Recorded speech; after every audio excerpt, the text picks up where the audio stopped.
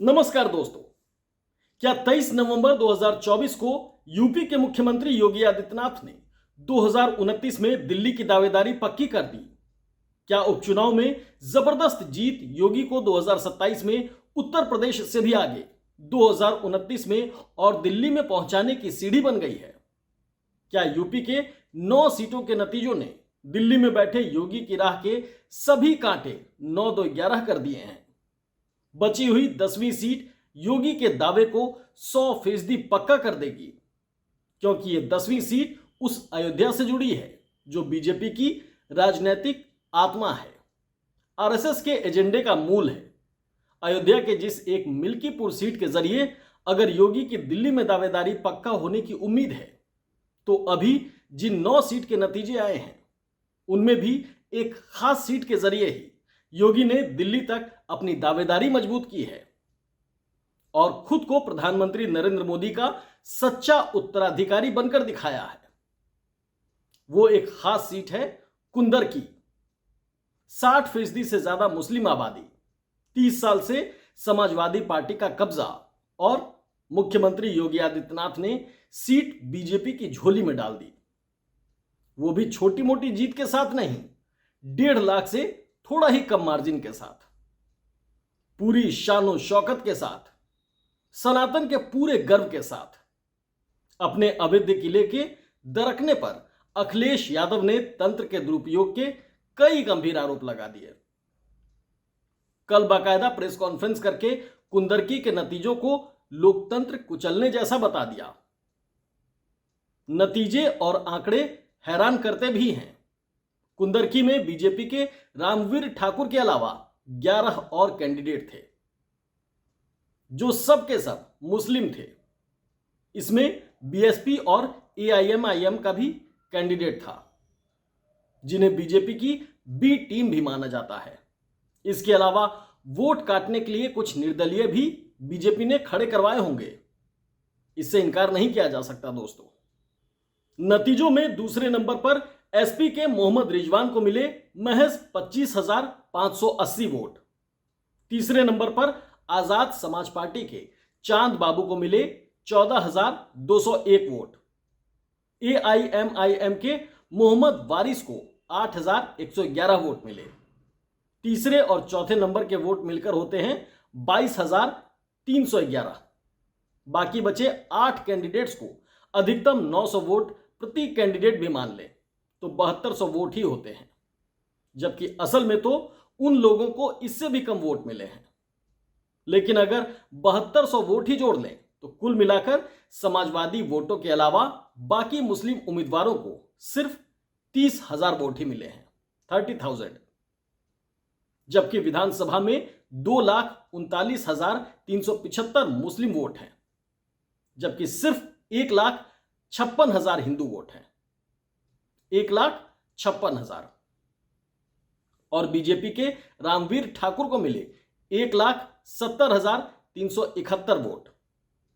अगर मान लिया जाए कि कुछ मुस्लिम वोट भी बीजेपी के हिंदू कैंडिडेट को मिले, तो भी क्या समाजवादी कैंडिडेट्स को सिर्फ 25,000 वोट क्या हैरान नहीं करते हैं? इसके पीछे मुस्लिमों के तुर्क, राजपूत, पसमानदा का तर्क भी रखा जा रहा है। लेकिन मुस्लिमों के वोट पैटर्न, उसके जो अंदरूनी सारे बंटवारे एक तरफ होते हैं और बीजेपी के दूसरी तरफ। इसके बावजूद बीजेपी के हिंदू कैंडिडेट की जीत का अंतर 1,44,391 सुनकर ही हैरानी होती है। यकीन करना तो और भी मुश्किल है, लेकिन यकीन तो करना पड़ेगा। नतीजा जो सामने है, अखिलेश यादव कहते हैं कि इस नतीजों को लाने के लिए लोकतंत्र की आत्मा को कुचल दिया गया, जबकि योगी कहते हैं कि लोकतंत्र की ताकत ने ही कुंदरकी में कमल खिलाया है। पूरी बीजेपी इसे योगी का चुनावी मैनेजमेंट मानती है। यह चुनावी मैनेजमेंट है या फिर बूथ मैनेजमेंट या फिर सिस्टम मैनेजमेंट, इसकी पड़ताल करना चुनाव आयोग का काम है। सही ढंग से हर उचित प्लेटफॉर्म पर अपनी शिकायत रखना और आरोप साबित करना विपक्ष का काम है। योगी आदित्यनाथ ने तो अपना काम कामयाबी से किया है, इतनी कामयाबी से कि चर्चा 2029 और दिल्ली की होने लगी है। मोदी और योगी को आप जितना करीब से देखेंगे उतना ही आपको मोदी के बाद कौन, इस सवाल का जवाब योगी में दिखाई पड़ेगा। प्रधानमंत्री के तौर पर बीजेपी में किसे आगे किया जाए, इसका अंतिम फैसला बीजेपी अध्यक्ष नहीं करता है। इसका सर्वाधिकार आरएसएस के पास है, राष्ट्रीय स्वयंसेवक संघ, उसके पास ही इसका सारा अधिकार है, उसके मुखिया के पास है। आरएसएस अपनी मर्जी से दखल ना दे ये हो सकता है, लेकिन आरएसएस को नजरअंदाज कर बीजेपी अपनी मर्जी से प्रधानमंत्री तय कर दे, ये असंभव है, असंभव। और मौजूदा संघ प्रमुख मोहन भागवत राजनीतिक हलचल पर भी पूरी नजर रखते हैं। डायरेक्टली या फिर इनडायरेक्टली सत्ताधीश को सबक भी देते रहते हैं। इसके पहले के सरसंघचालक सत्ता के प्रति इतना ध्यान नहीं रखते थे जितना सरसंघचालक मोहन भागवत रखते हैं। उनके फोकस संघ और संगठन होते थे, जिनमें बीजेपी भी शामिल है। तो मौजूदा दौर में योगी की दावेदारी और दमदार हो जाती है, क्योंकि योगी के यूपी का सीएम बनने के पीछे भी संघ को ही माना जाता है। संघ अगर कुछ खासियतों को देखते हुए गुजरात के मुख्यमंत्री नरेंद्र मोदी को प्रधानमंत्री के लिए आगे बढ़ा सकता है, तो फिर उत्तर प्रदेश के मुख्यमंत्री योगी आदित्यनाथ को आगे क्यों नहीं बढ़ा सकता। मोदी को आरएसएस ने आगे बढ़ाया है, इस बात से कोई भी इनकार नहीं कर सकता, सबको पता है ये बात। बीजेपी अध्यक्ष जेपी नड्डा ने जब यह कहा कि अब बीजेपी को संघ के सहारे की जरूरत नहीं, वो अपने पैरों पर खड़ी हो चुकी है, कर्टसी बाई पीएम मोदी, उस वक्त यह भी कबूल किया था कि पहले संघ की जरूरत होती थी। तो ये पहले यानी मोदी को लाने का दौर, और मोदी के बाद कौन, जाहिर है बकौल नड्डा आफ्टर मोदी संघ की ही जरूरत होगी। नरेंद्र मोदी ने खुद को आरएसएस की नजरों में प्रधानमंत्री पद के लिए योग्य साबित किया, तो उसमें हिंदुत्व के पोस्टर बॉय की छवि बहुत महत्वपूर्ण थी दोस्तों। उसी के मुताबिक मोदी ने गुजरात पर राज किया, पहले गुजरात को गढ़ा। योगी आदित्यनाथ तो अपने नाम और पहनावे से ही वो क्राइटेरिया पूरा करते हैं, उनके एक्शन तक जाने की भी जरूरत नहीं पड़ती। मोदी ने पूरे राज्य को गढ़कर गुजरात मॉडल को दिखाकर आरएसएस के सामने प्रधानमंत्री की दावेदारी मजबूत कर ली। सीएम योगी ने तो सिर्फ एक विधानसभा कुंदरकी से ही वो कामयाबी हासिल कर ली है। अपने दौर में मोदी एक दमदार मुख्यमंत्री रहे, तो अब योगी से ज्यादा ताकतवर मुख्यमंत्री पूरी बीजेपी क्या पूरे देश में नहीं है। असम के मुख्यमंत्री हिमंता बिस्वा शर्मा जरूर पीछे दौड़ने की कोशिश करते रहते हैं, आप उन्हें फॉलोअर्स ही मान लीजिए। हिंदुत्व के मौजूदा पोस्टर बॉय योगी आदित्यनाथ ही हैं। योगी की ताकत का सबसे हालिया सबूत अगर उपचुनाव की जीत है, तो सबसे बड़ा सबूत अपनी पूरी पार्टी और खुद प्रधानमंत्री नरेंद्र मोदी के चाणक्य माने जाने वाले केंद्रीय गृह मंत्री अमित शाह से उनका जोरदार मुकाबला, जिस मुकाबले में हर राउंड में जीत योगी की ही हुई है। राजनीतिक गलियारे में यह चर्चा कई साल से चल रही है कि अमित शाह यूपी के मुख्यमंत्री की कुर्सी से योगी आदित्यनाथ को हटाना चाहते हैं।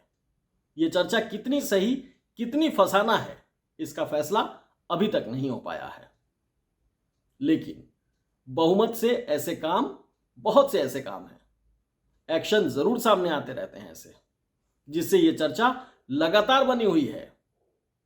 उपचुनावों को योगी और शाह के बीच मुकाबले का फाइनल राउंड माना जा रहा था, और राजनीतिक लहरों को गिनने पढ़ने वालों का मानना है कि अमित शाह कैंप इस फाइनल राउंड को जीतने की पूरी कोशिश कर रहा था, पूरी उम्मीद कर रहा था, क्योंकि 5 महीना पहले हुए सेमीफाइनल राउंड में योगी आदित्यनाथ घिरते हुए नजर आए थे यूपी में, लेकिन फिर भी योगी ही जीते थे। उस वक्त प्रधानमंत्री नरेंद्र मोदी के लिए उन्हीं के चेहरे पर चुनाव लड़ा गया था। सारी रणनीति अमित शाह ने बनाई थी। नतीजा आप जानते ही हैं कि यूपी में बीजेपी किस कदर हारी थी। यहां तक कि पार्टी और आरएसएस की आत्मा से जुड़ी श्री राम की नगरी अयोध्या वाली लोकसभा सीट तक समाजवादी पार्टी के अवधेश के पास चली गई थी। मालूम ही है, अभी वो मौजूदा वहां से सांसद भी हैं। लेकिन चूंकि फेस सीएम योगी नहीं नरेंद्र मोदी थे और रणनीतिकार योगी नहीं अमित शाह थे, इसीलिए सेमीफाइनल राउंड भी आखिरकार योगी ही जीते।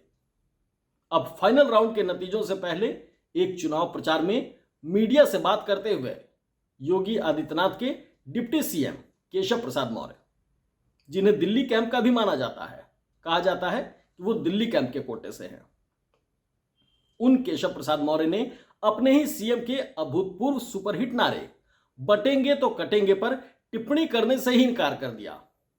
इसे योगी शाह मुकाबले के फाइनल राउंड की वार्निंग बेल के तौर पर देखा जा रहा था।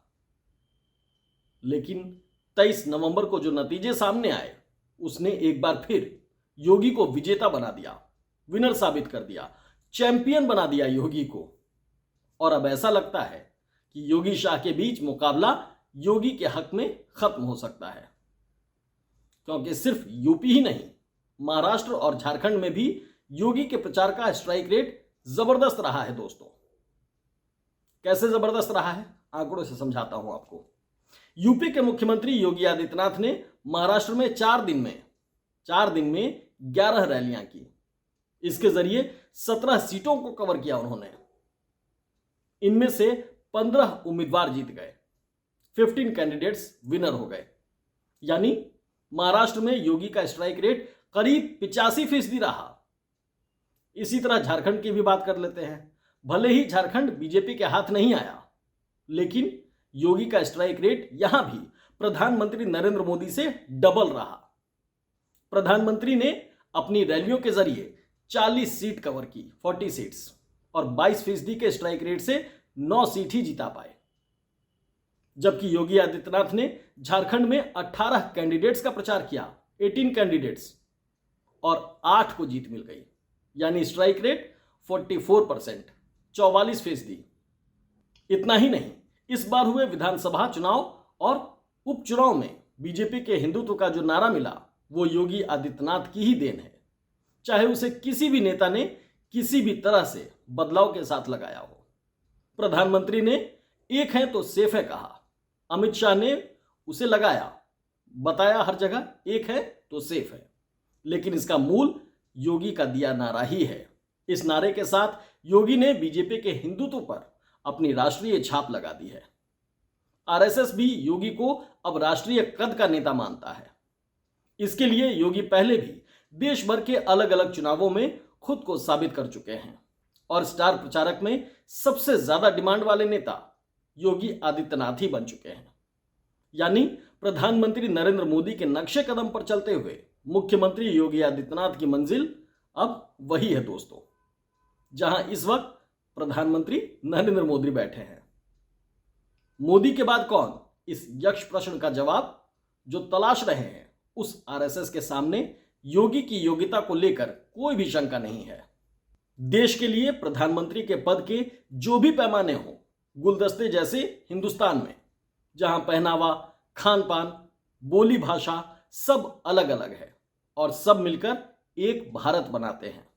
ऐसे भारत में कैसे नेता को प्रधानमंत्री होना चाहिए, इसकी व्याख्या अलग अलग भी हो सकती है। लेकिन आरएसएस के अपने एजेंडे के मुताबिक प्रधानमंत्री के जो पैमाने हैं उस पर योगी आदित्यनाथ खुद को लगातार साबित कर चुके हैं। पहली बार नहीं, कई बार साबित कर चुके हैं, कर रहे हैं और आगे भी करते रहेंगे, बशर्ते कि योगी और अमित शाह के बीच मुकाबले के जिस राउंड को फाइनल माना जा रहा है वो इंटरवल साबित ना हो जाए। मुकाबले का रेफरी जिसे माना जा रहा है और जिसका साथ योगी को हमेशा मिलता रहा है, वो रेफरी ना बदल जाए। अगर योगी आदित्यनाथ 2029 की बिसात पर ताल ठोक रहे हैं तो बुनियाद ये उपचुनाव और उसके जीते जो नतीजे आए हैं वो साबित होंगे। इन नतीजों में भी अहमियत 2 सीटों की ही है दोस्तों। 5 पर तो पहले से बीजेपी है और एनडीए के साथ जो उसके साथ सहयोगी थे वो दोनों बने हुए थे 5 सीटों पर। लेकिन इन 2 सीटों में असल प्रयोग कुंदर की सीट पर ही हुआ है। इस प्रयोग के साथ 2029 से पहले यूपी में 2027 का खुला संदेश है, खुला ऐलान है, जिसे विपक्ष को उसी तरह समझना है, सबक लेना है और हल निकालकर उसे अमल में लाना है। जिस तरह बीजेपी ने किया, भारतीय जनता पार्टी ने जैसा किया, प्रधानमंत्री नरेंद्र मोदी और मुख्यमंत्री योगी आदित्यनाथ दोनों ने लोकसभा के नतीजों से फौरन सबक लिया और कमोबेश एक जैसा ही सबक लिया और जो हल निकला उसका पूरा उस पर अमल किया। हर बात से बेपरवाह होकर विपक्ष को सीखने की बीजेपी की कला से जरूर सीखना चाहिए। उम्मीद है विपक्ष थोड़ा बहुत तो सीखेगा ही। हमारा ये वीडियो कैसा लगा आपको कमेंट बॉक्स में हमें जरूर बताइएगा और हाँ, एक्सक्लूसिव खबर को लाइक और सब्सक्राइब करना बिल्कुल भी मत भूलिए। साथ ही बेल आइकन भी जरूर दबा लें ताकि हर एक वीडियो आप तक पहुंचता रहे। बहुत बहुत धन्यवाद।